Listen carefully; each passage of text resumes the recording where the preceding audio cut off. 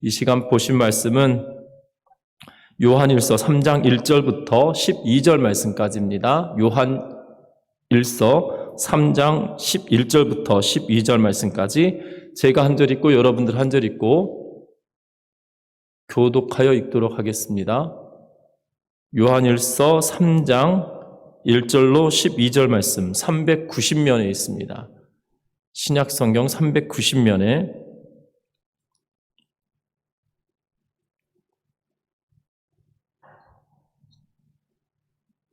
교독합니다. 보라, 아버지께서 어떠한 사랑을 우리에게 베푸사 하나님의 자녀라 일컬음을 받게 하셨는가. 우리가 그러하도다. 그러므로 세상이 우리를 알지 못함은 그를 알지 못함이라. 사랑하는 자들아, 우리가 지금은 하나님의 자녀라. 장래에 어떻게 될지는 아직 나타나지 아니하였으나 그가 나타나시면 우리가 그와 같을 줄을 아는 것은 그의 참모습 그대로 볼 것이기 때문이니 주를 향하여 이 소망을 가진 자마다 그의 깨끗하심과 같이 자기를 깨끗하게 하느니라. 죄를 짓는 자마다 불법을 행하나니 죄는 불법이라.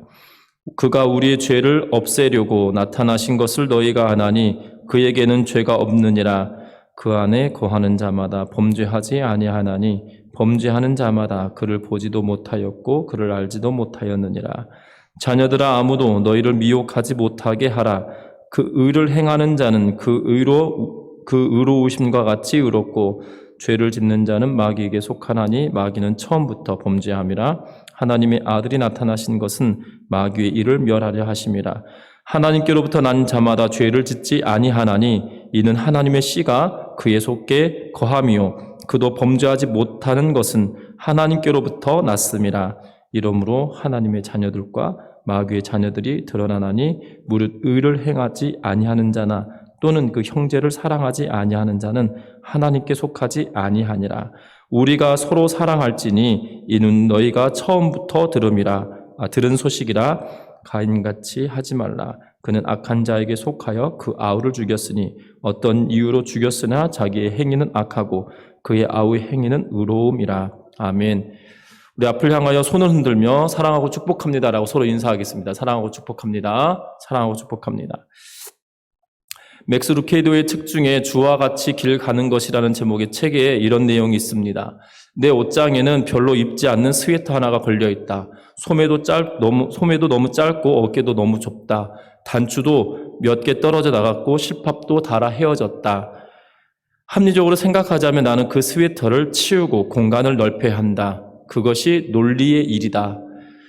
그러나 사랑 때문에 나는 그럴 수 없다. 스웨터에 얽힌 독특한 사연이 나로 하여금 스웨터를 버리지 못하게 한다.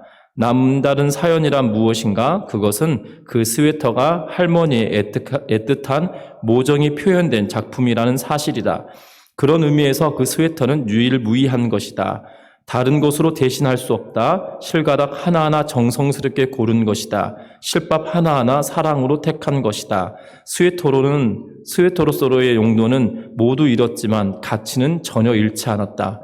그것이 가치 있는 것은 기능 때문이 아니라 지으신 분 때문이다. 시편 기자도 그와 똑같은 마음으로 이렇게 고백했을 것이다. 주는 어머니의 태에서 나를 배를 짜듯이 지으셨습니다. 이 표현을 생각해보라. 당신은 배를 짜듯이 지어진 존재이다. 당신은 우연의 산물이 아니다. 대량 생산품도 아니다. 조립 라인에서 짜 맞추어진 제품도 아니다. 당신은 최고의 장인이신 하나님에 의해 세세하게 설계되어 특별한 은사를 받아 사랑으로 이 땅에 보냄을 받은 존재이다 라고 이 글의 책에 쓰고 있는데요. 특별히 저와 여러분들은 하나님이 특별하게 지으신 존재라는 사실에 감사하며 나아가는 은혜가 있기를 주의 이름 부탁드립니다. 과거의 한 드라마의 유명한 대사 중에 하나가 이런 대사가 있었죠.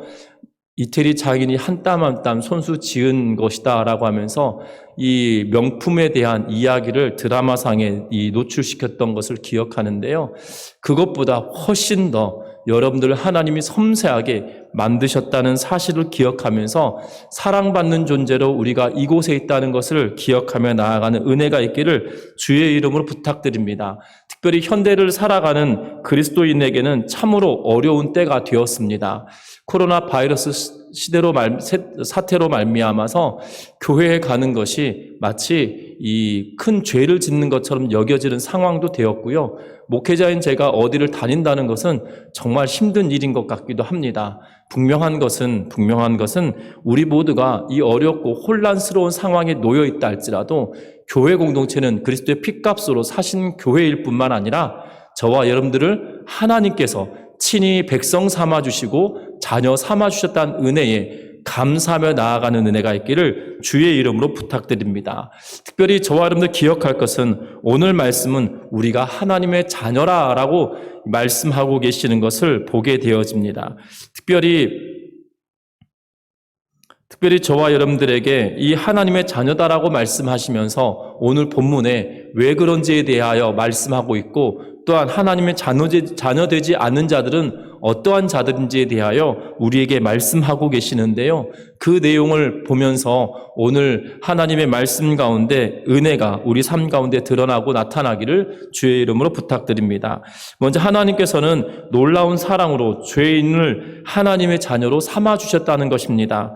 본문에서는 그리스도인의 이 하나님 자녀됨이 강조되고 있는 것을 보게 되는데요. 우리 1절과 2절 말씀 같이 한 목소리로 읽도록 하겠습니다. 1절과 2절입니다. 보라, 아버지께서 어떠한 사랑을 우리에게 베푸사 하나님의 자녀라 일컬음을 받게 하셨는가. 우리가 그러하도다. 그러므로 세상이 우리를 알지 못함은 그를 알지 못함이라. 사랑하는 자들아, 우리가 지금은 하나님의 자녀라. 장래 어떻게 될지는 아직 나타나지 아니하였으나 그가 나타나시면 우리가 그와 같을 줄을 아는 것은 그의 참모습 그대로 볼 것이기 때문이니 라고 기록하고 있는 것을 보게 됩니다. 하나님의 자녀는 앞에서 말씀하고 있는 것처럼 그리스도인을 가르치고 있는 일반적인 명칭입니다. 하나님의 자녀라는 뜻은 그리스도인의 일반적인 명칭으로 사도 요한은 쓰고 있는데요. 이를 통해서 이 저자는 교회 공동체가 하나님의 가족이다라고 우리에게 나타내고 있는 걸 보게 됩니다.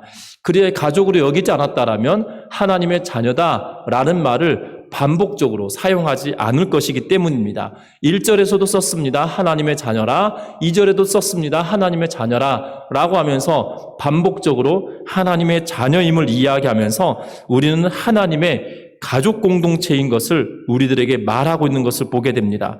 그러나 하나님을 알지 못하는 사람은 하나님의 자녀인 것에 대하여 깨닫지도 못한 것이다라고 1절 하반절에 말합니다. 뭐라고 말합니까? 그러므로 세상이 우리를 알지 못함은 그를 알지 못함이다라고 말합니다. 하나님을 알지 못하는 것은 곧 하나님의 자녀가 아니기 때문이다라고 말씀하고 있거든요. 저와 여러분들 요한의 대적자들은 교회가 하나님의 자녀요, 하나님의 가족이라고 하는 사실을 모르는 것처럼 여겨집니다. 특별히 예배소 교회에 있었던 이단적인 생각을 가지고 들어왔던 이들이 특별하게 하나님의 자녀이고 하나님의 가족이라는 사실을 몰랐기 때문에 사도 요한은 끊임없이 하나님의 자녀다, 하나님의 가족 공동체다라고 말하고 있다는 것으로 여겨집니다. 그렇기 때문에 그들은 혼자서 잘 믿으면 된다라고 생각하고 형제 사랑을 중요하게 생각하지 않았던 것으로 여겨집니다. 그래하였기 때문에 나중에 뒤에 좀 더 보시다 보면 하나님의 자녀들은 하나님의 사랑을 받았으면 형제 사랑해야 된다라고 다시 한번 강조하고 있는데요. 분명한 것은 우리들에게 그리스도께서 참 모습을 나타내시게 된다라. 2절 말씀에 보면 사랑하는 자들아, 우리가 지금은 하나님의 자녀라. 장래에 어떻게 될지는 아직 나타나지 않았으나 그가 나타나시면 우리가 그와 같을 줄을 아는 것은 그의 참모습 그대로 볼 것이기 때문이다 라고 이야기하면서 저와 여러분들이 예수 그리스도가 이 땅에 재림하실 때에 우리는 그와 닮은 사람이 된다, 그리스도와 똑같은 부활체가 되어진다라고 말씀하고 있는 것을 보게 되어집니다.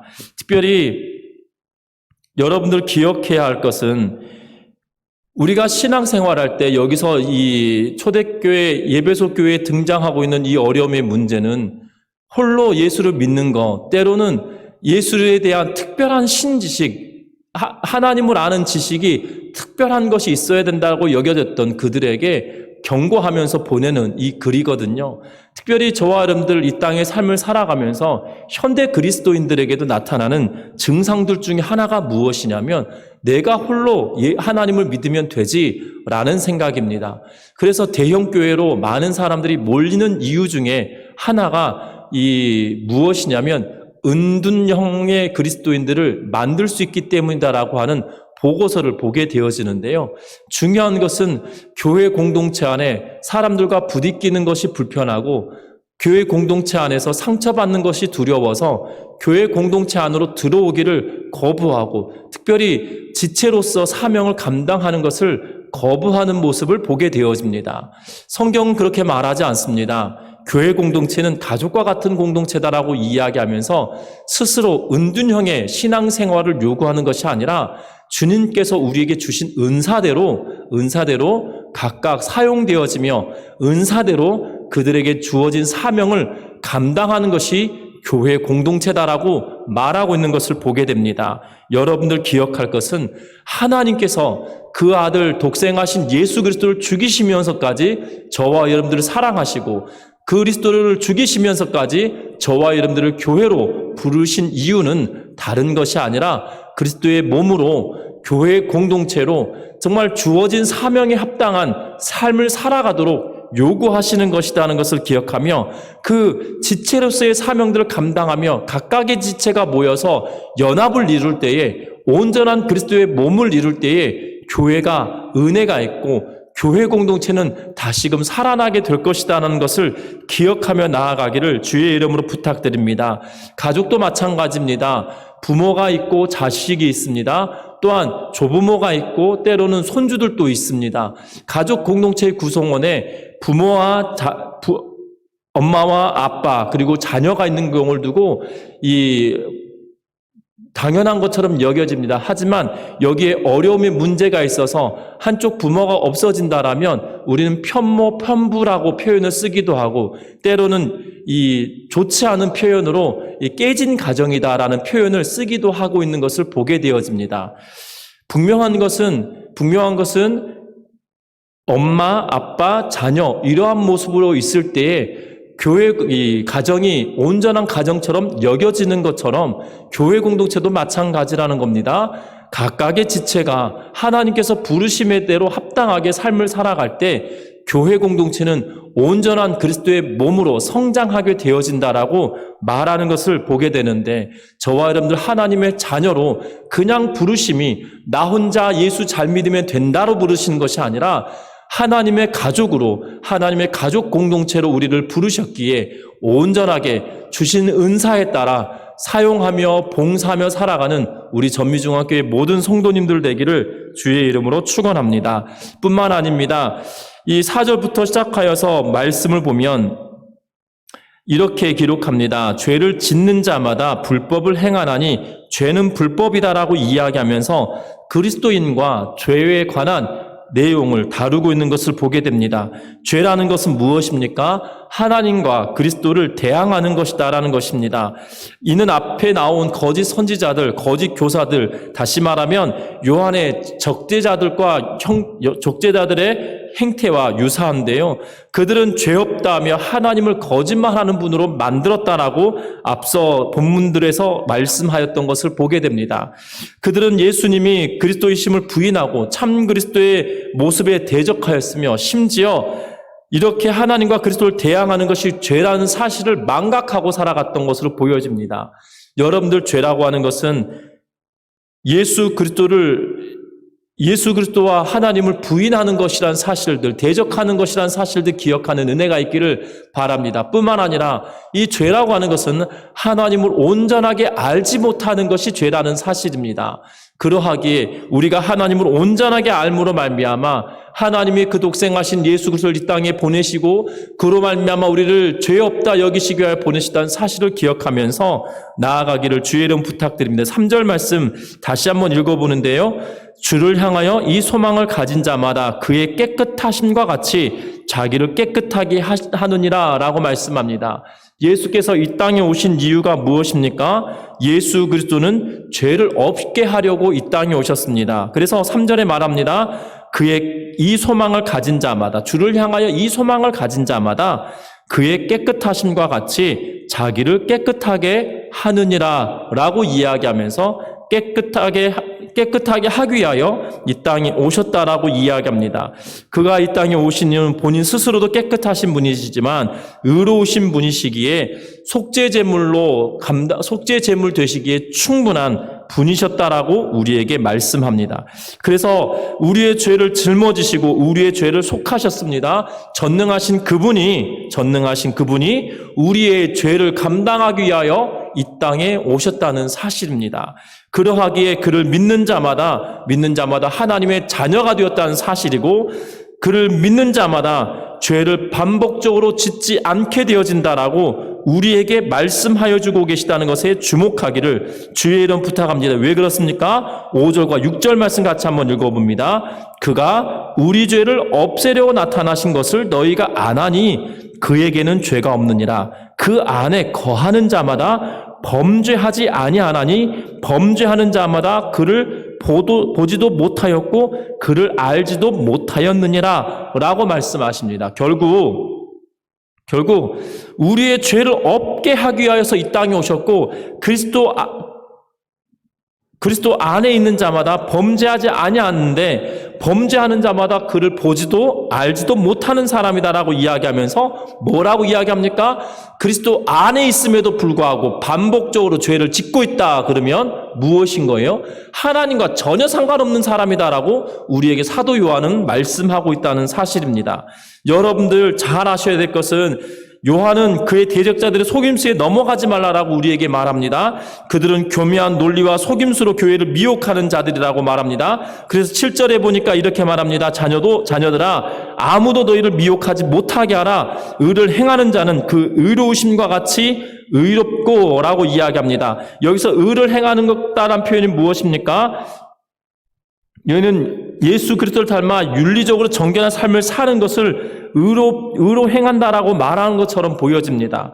좀 더 강조해서 말한다라면 윤리적인 행동에 지나치게 초점을 맞추는 것에 강조한다고 하여서 윤리적인 측면에 지나치게 강조하면서 거기에 부각시킬 것은 없지만, 중요한 것은 하나님과 우리의 관계 속에서 하나님 앞에 범죄하지 아니하도록 우리의 삶을 들여가야 된다라고 이야기하며, 하나님을 아는 자이기에 하나님과의 관계 속에서 범죄함이 일어나지 않도록 하는 것이 더 중요한 것이다라고 말하고 있을 뿐만 아니라, 하나님의 아들인 예수 그리스도가 이 땅에서 오셔서 우리의 죄를 위하여 죽으심으로 말미암아 그분을 알므로 인하여 우리가 이 땅의 삶을 살아갈 때 윤리적이든 도덕적이든 죄의 문제에 있어서만큼은 더욱더 짓지 아니하도록 애써야 됨에 대하여 말하고 있는 것을 보게 됩니다.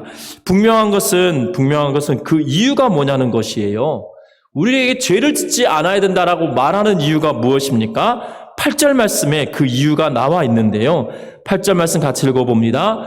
죄를 짓는 자는 마귀에게 속하나니 마귀는 처음부터 범죄함이라. 하나님의 아들이 나타나신 것은 마귀의 일을 멸하려 하심이라 라고 말씀하고 있습니다. 뭐라고 말씀하십니까? 죄를 짓는 자는 누구에게 속했다고요? 마귀에게 속했다고요. 우리는 하나님의 자녀입니다. 그러면 마귀에게 속한 자들입니까? 아닙니까? 아니에요. 그런데 하나님께 속했다라고 말함에도 불구하고 죄를 짓고 있다라면 그것은 거짓이다라고 말하고 마귀에게 속한 것이다라고 우리에게 말하고 있는 것을 보게 되어집니다. 중요한 것은 하나님의 아들이 이 땅에 오신, 예수께서 이 땅에 오신 이유가 무엇이에요?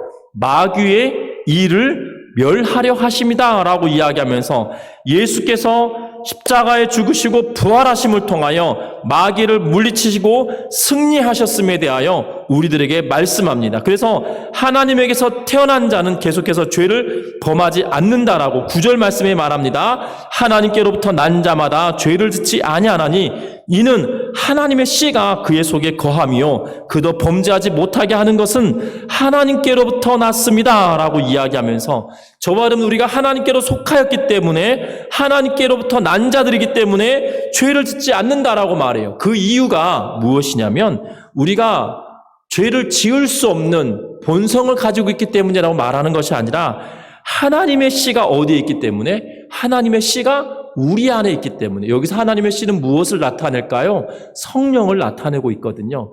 하나님의 성령이 우리 안에 거하고 우리 안에 계시기에 그 영이 우리의 심령에 하나님의 말씀을 비추어 주시고 깨닫게 해 주심으로 말미암아 하나님의 뜻에 벗어난 삶을 살지 아니하도록 우리를 강권적으로 역사하여 주신다는 사실이에요. 그런데 우리로 하여금 범죄하지 아니하도록 끊임없이 탄식하며 말씀하시는 그 성령의 음성에 우리가 귀를 기울이지 않는다라면 우리는 하나님께는 난자가 아닐 수도 있다는 사실을 주목하기를 주의 이름으로 부탁합니다. 분명한 것은 성령을 통하여 말씀을 깨닫고 회심하고 새로운 생명을 가졌기에 우리가 하나님께로부터 태어난 자이고 성령이 내 안에 계시기에 새로운 피조물이 되어서 이제는 범죄하지 않게 되어진다는 것이지요. 여러분들 그러나 우리의 삶이 전적으로 그렇게 되지 않을 때도 있다는 사실입니다. 전적으로 그렇게 되지 않을 때가 있어요. 그런데 우리가 잘 알아야 되는 것은요. 누가복음 19장에 성경은 키 작은 삭개오에 관한 이야기를 잘 설명하고 있습니다. 그런데 여러분들 삭개오가 예수님이 그의 집에 들어간다는 사실을 비방합니다. 그 이유가 무엇 때문이었어요?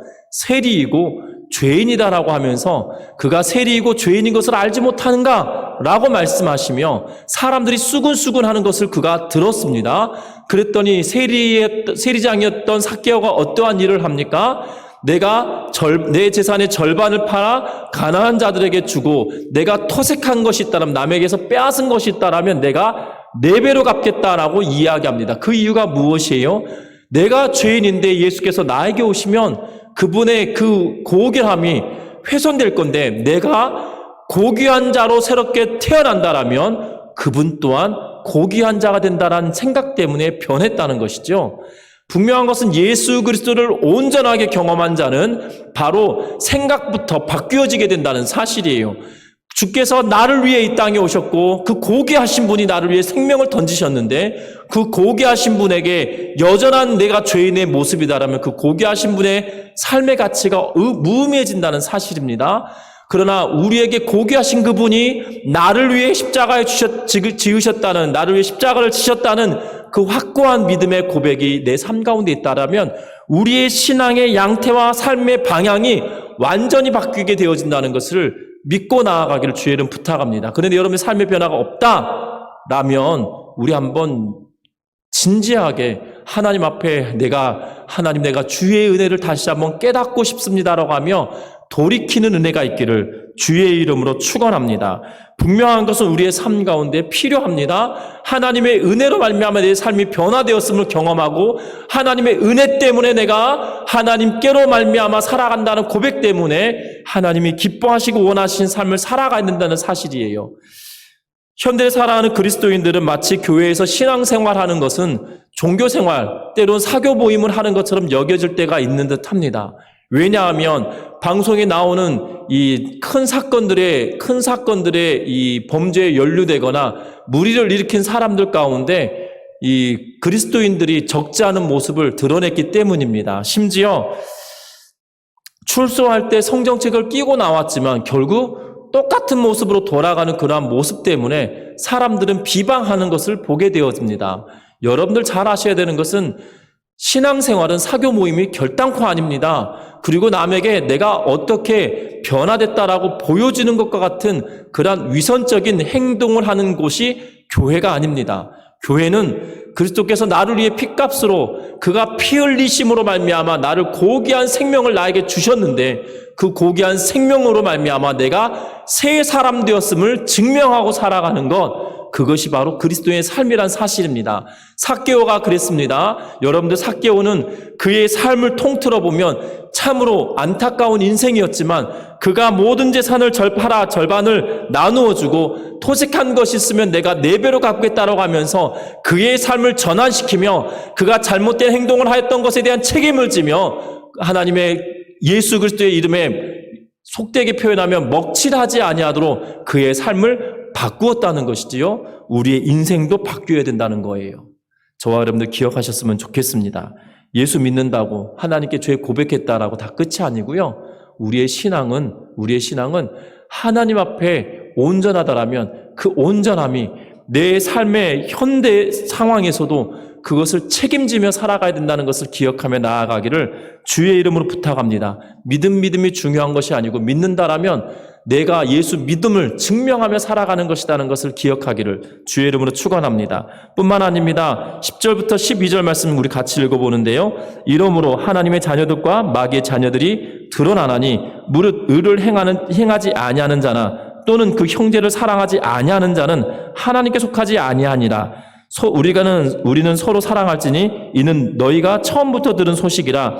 가인같이 하지 말라. 이는 악한 자에게 속하여 그 아우를 쳐 죽였으니 어떤 이유로 죽였느냐? 자기 행위는 악하고 그의 아우의 행위는 의로움이라 라고 이야기하면서 아멘. 오늘 이 말씀에 보면 뭐라고 이야기합니까?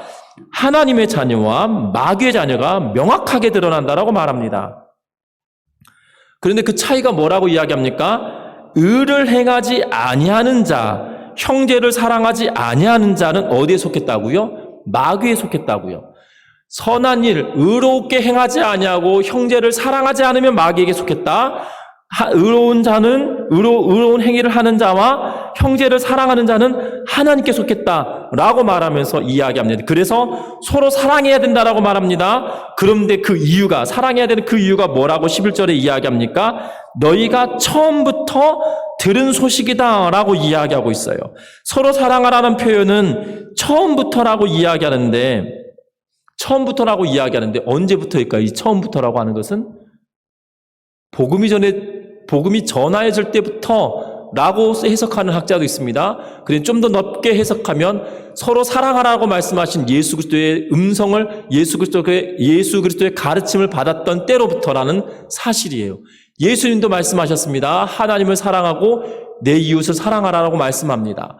분명한 건 이것이 예수님께서 새로 만드신 율법이 아니고요. 구약의 말씀을 요약하여 예수님께서 하신 말씀이라는 사실에 주목해야 합니다. 분명한 것은 의를 행하고 형제를 사랑함이 마땅히 하나님께 속한 자들의 삶이라는 것을 우리에게 말하고 있다는 것이에요. 그러면서 예로 누구를 들고 있습니까? 가인과 아벨을 들고 있습니다. 그들은 형제였습니다. 그럼에도 불구하고 형이었던 가인이 동생 아벨을 죽였습니다. 그 이유가 무엇입니까? 가인이 의로웠기 때문입니까? 아니라는 거예요. 가인의 행위는 악하였다. 아벨의 행위는 선하였다라고 이야기하면서 아우의 행위는 의로웠고 가인의 행위는 악하였다라고 이야기하면서 결국 둘은 하나님께 속했느냐 하나님께 속하지 않았냐라는 차이로 분류하고 있는 것을 보게 됩니다. 우리는 어떠합니까? 이 땅의 삶을 살아가면서 의로운 삶을 살아가려고 애쓰십니까? 형제를 사랑하는데 애쓰십니까? 그것은 다른 것이 아니라 내가 하나님의 사랑을 받았기 때문에 그 받은 사랑에 합당한 삶을 살아가는 것이 의로운 삶이고 형제를 사랑하는 삶이라는 거예요. 하나님의 사랑을 충만하게 받을 때 받았다는 사실을 경험할 때 그것이 가능하다는 겁니다. 중요한 것은 앞에서도 말씀드렸지만 이 맥스 루케이도의 책처럼 그 옷이 가치 있는 것이 아니고 그 기능이 가치 있는 것이 아니고요. 그것을 지으신 할머니에 대한 모성 때문에 그것이 가치 있는 것이다라고 말하며 우리를 지으신 하나님의 그 사랑 때문에 우리의 가치가 바뀌어진다는 것이에요. 내가 잘생기고 멋있고 키가 크고 또한 돈이 많아서 뭔가 조건이 있어서 우리가 특출난 존재가 아니고요. 하나님이 저와 여러분들 사랑하셔서 하나님의 가치로 우리를 사랑한다는 거고요. 예수 그리스도의 핏값으로 날 사셨기에 그 핏값이 나의 가치가 된다는 것을 기억하면서 우리의 행동 하나하나가 가치 없는 인생으로 사는 것이 아니고 가치 있는 삶을 살아가기를 주의 이름으로 축원합니다. 말씀을 맺으려고 합니다. 우리는 어떠한 존재입니까? 하나님의 자녀입니다. 하나님의 자녀란 사실에 대하여 망각해버리면 우리는 아무런 의미 없는 존재란 사실이에요. 중요한 것은 하나님의 은혜를 망각해버리면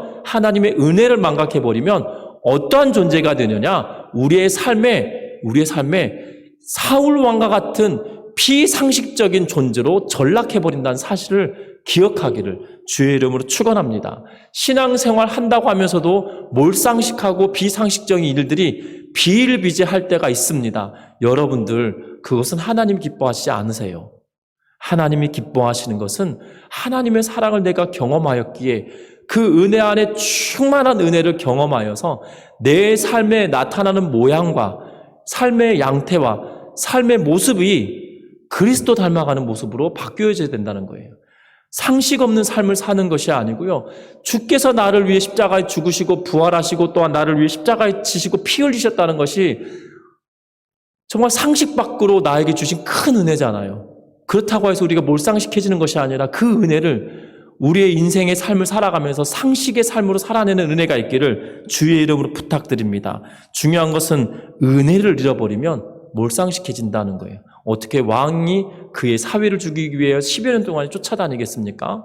여러분들 기억할 것은 하나님의 은혜를 깊이 깨달으면 깨달을수록 우리의 삶 가운데 배어나는 모습은 다르다는 것을 기억하며 우리 전미중앙교회 온 성도님들이 정말 말과 행동이 하나님께서 기뻐하신 대로 변화시켜가는, 내가 하나님의 사랑을 경험했다라고 그러다면 우리의 말도 바뀌어야 되는 것이고 행동도 바뀌어져야 된다는 거예요. 저와 여러분들 삶 가운데 말과 행동이 주님께서 기뻐하신 대로 바꾸어가는 우리 모두가 되기를 주의 이름으로 축원합니다. 기도하겠습니다.